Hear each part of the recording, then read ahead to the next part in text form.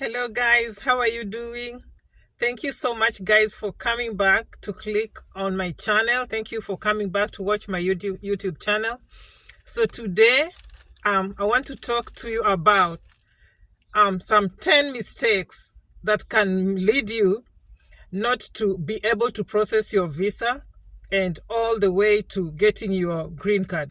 As you process your DV lottery, you should know that there are things that you can do that can really make you not to get your visa.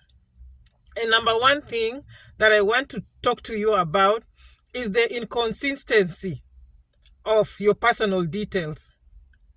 You should give out the right information, and I've been talking about this over and over again, but I'll not get tired to repeat it. Give in your right information, because you find that somebody writes their name and there is on the passport, it's a different thing, or maybe the middle name is different from the one that is in the birth certificate. So the embassy will always think that these are two different people. And I can give an example of myself. I like giving examples of my experience, because this is what I went through. And guys, when you're processing, I don't want you to go through the same things I went through. So please, when I'm talking to you about these things, it's so frustrating. So from the word go, you need to put in the right names. And if your names are not tallying with the other documents, please rectify that before you go to the embassy and start explaining. Because that time, there'll be no time to explain. You'll be shocked that you're being denied, your visa is being cancelled or denied, because these people, and at that time, you don't have even time to space to rectify that. So please write your names as they are in your birth certificate, in your passport, everything, in your marriage certificate. If you're married, your children should bear the same names too, in their birth certificates, in their passports, and everything. So when you go there, you don't need so much explanation to convince them to give you a visa. So that is number one. Number two, when you get your DS-260, the forms, when you get them, please fill them in and send them real quick. But don't hurry. Be cautious of the information you're putting in there. And let the information be the same ones that you put in your first application.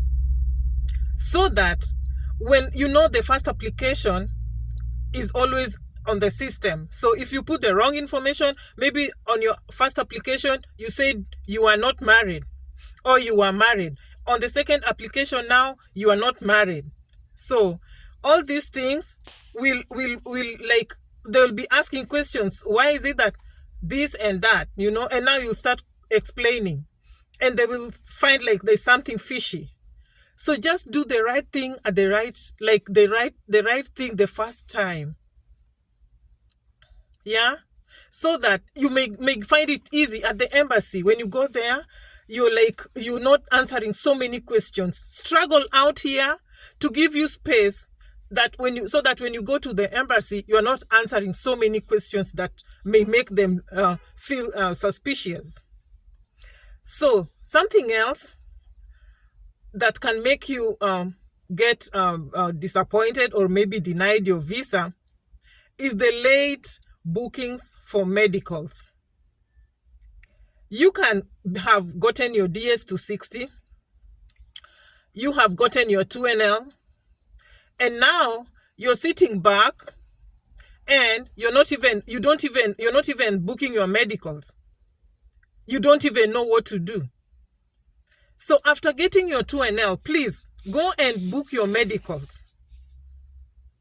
Because these medicals, you'll never know what can happen. Sometimes you go there and your chest is congested. And I've said this thing several times. I used to exercise every morning. It's just like sometimes a congestion of the chest.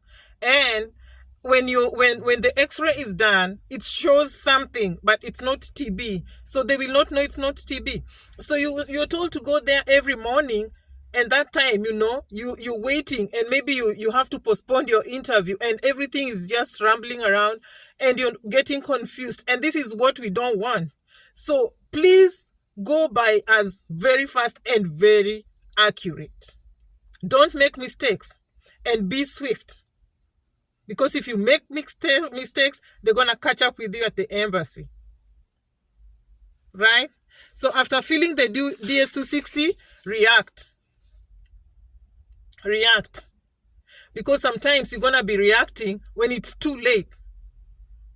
And there's no time for that. So in the process of reacting, what I want you to do, or what I'm requesting you to do, or what you should do is check your emails, check visa bulletin to be sure where your case number is at.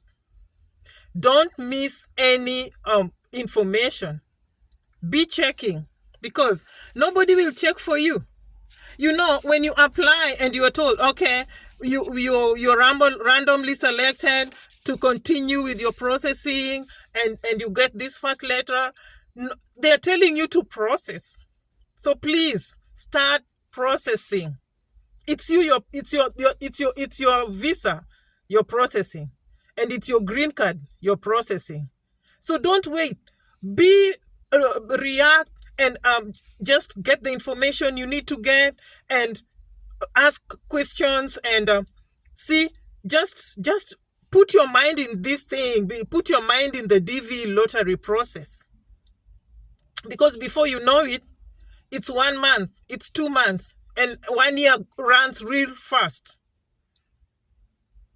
Yeah, so please do those things. And again, you should be like, when someone tells you something, don't rely on that information, because they also don't know. Read for yourself. Watch videos. Go into these WhatsApp groups. Join them. Join Facebook, like social media. There are so many people that have won, and they are in these social media groups. Like, I did not know there are these social media groups. Let me tell you one thing. And one day, when I went for my medical, I met it was a couple, and I met them, and I told them, oh my God, this thing is really stressing me up. I'm worked up like nothing else. And they told me, are you in this WhatsApp group that everybody have joined, and they are processing their DV lottery, whatever program? I'm like, which group is that? They told me. And it's good to talk to people, because if I didn't talk to them, I couldn't know that they are WhatsApp groups. So they told me there's a WhatsApp group, and I joined that time at IOM in Gigiri, where I had booked my medical. And when I joined, I found people talking about so many things that I did not know. And I realized that there are things that I had not done. And I realized that I had not even gone to South Sea to verify my Form 4 certificate. And so I had to rush and go there, because you go there, you verify, you give them your certificate, and then you're going to meet with the results at the embassy. So I had to rush there and do that, because if you go there and the Form 4 certificate is not verified from the Kenya National Examination Council, what they'll tell you, they'll put you aside and tell you, we need this, and you'll go back. So you don't want to go to the interview 2 times, 3 times. You want to do this thing once, and you're done, and you're gone. Yeah? So that is something you really need to do. And when you're there, please ask questions. When you're in this group, some people, we were there with them in the groups, they don't ask questions. They're just quiet, and at the end of the day, they ask questions when it's too late, and they have been in that group for all that time, and people are like now want to advise them, and now they're rushing with so many things. Some people don't just want to check their email addresses. You tell them to go check your email address. Oh, I know that thing is not there. It's not come.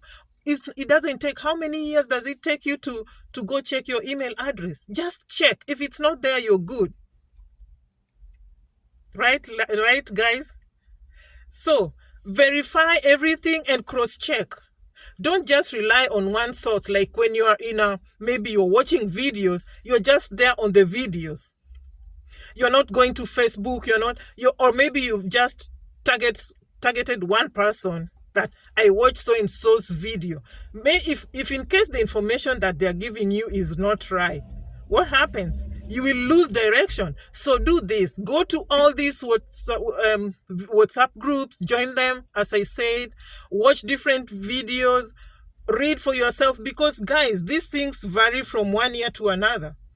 So you might go somewhere and get a correct information, something that you did not know, that you did not watch on the person that you trust video.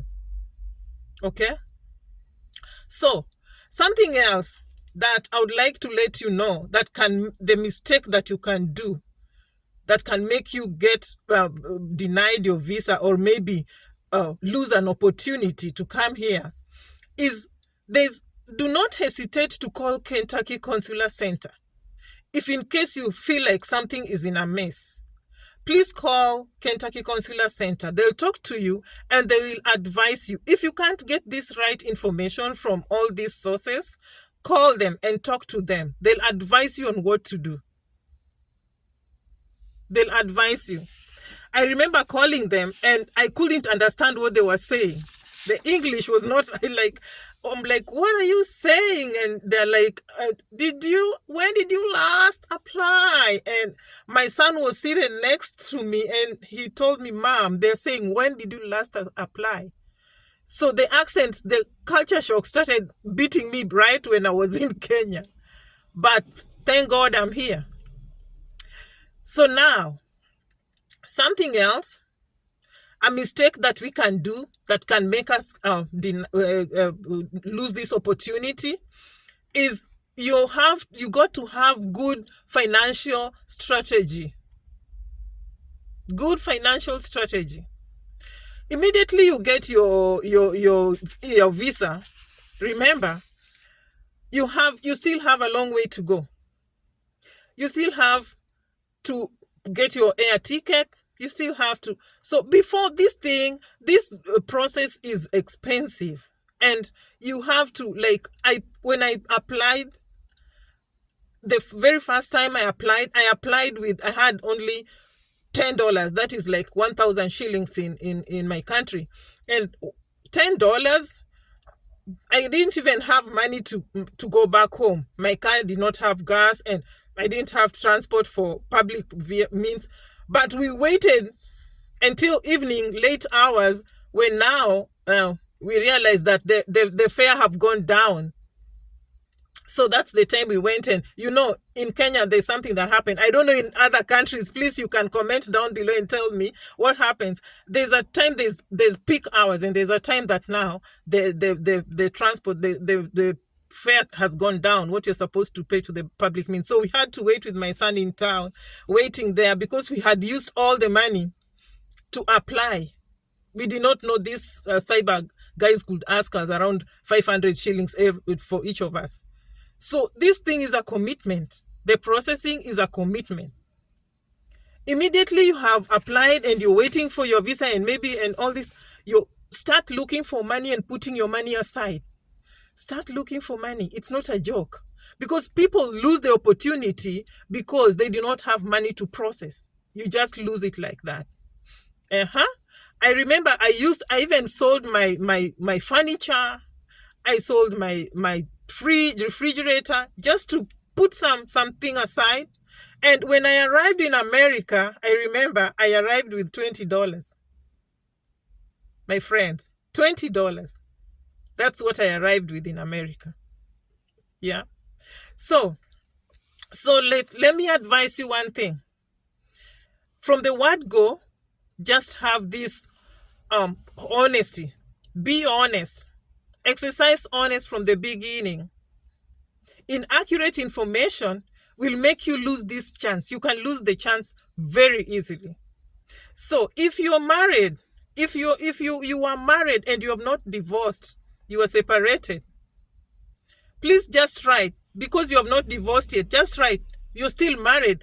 Go to the embassy and explain, we were married, we have not divorced yet, and my wife went to somewhere else, and I'm somewhere, we are just separated, but what is there? The document we have for marriage still says we have not divorced. So be honest in everything that you're doing, in everything that you're writing. Just be honest. So guys, thank you so much. I promise to come back with more videos.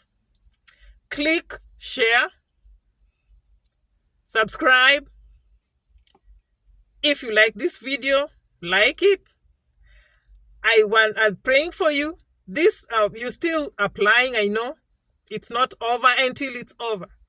It will be over on 8th, and then we'll start waiting and celebrating for those people who have won. So, thank you so much, and I want to truly appreciate my subscribers. You've really supported me. Keep supporting me, guys. Share. Support me. Encourage me.